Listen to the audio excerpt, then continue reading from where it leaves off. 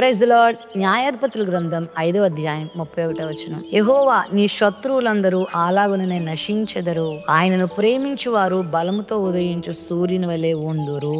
దేవునికి, దేవుని బిడ్డలకు వ్యతిరేకంగా పనిచేసేవాడు అపవాది. వాడే శత్రువు. దేవునికి శత్రువులంటే మనుషులు కాదు, అపవాదే దేవునికి శత్రువై దేవుని చేత సృజింపబడిన మనుషుల్లో దూరి ప్రభు మీద తిరగబడేలా, ప్రభువుని బాధ పెట్టేలా వాడు చేస్తూ ఉంటాడు.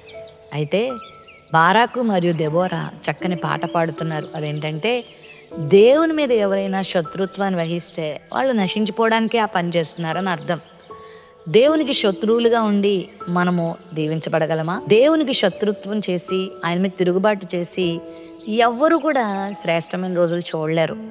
మరి ఈరోజు నువ్వు దేవుని బిడ్డగా జీవిస్తున్నావు కదా, నీ మీద ఎవరైనా శత్రుత్వాన్ని ఉపయోగిస్తుంటే, నిన్ను బాధిస్తుంటే, నిన్ను వేధిస్తుంటే, నీకు విరోధంగా కుట్రలు పన్నుతుంటే వాళ్ళు తమకు తామే గోతులు తవ్వుకుంటున్నారని అర్థం.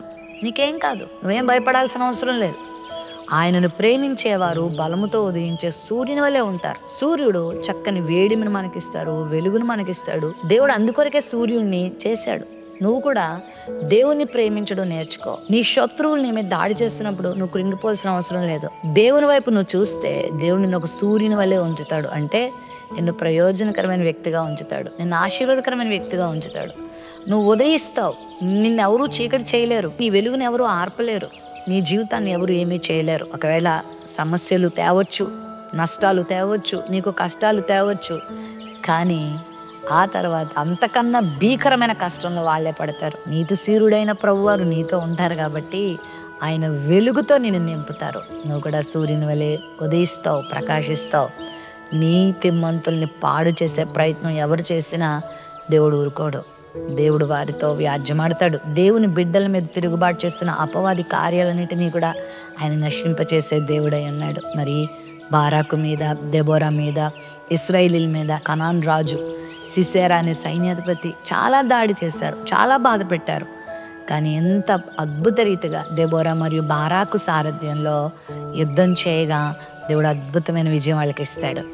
ఇక పారిపోయేలా చేస్తాడు. ఇంక ఎవ్వరూ మిగలరు, అణిగిపోతారు. 20 సంవత్సరాలు వారు బాధిస్తే 40 సంవత్సరాలు దేవుడు ఇశ్రాయేలుకి నెమ్మదిని, క్షేమాన్ని కలిగిస్తాడు. మరి నువ్వు కూడా శత్రు బాధ చేత కృంగిపోయి ఉన్నావేమో, ప్రభువుకి అప్పగించుకో.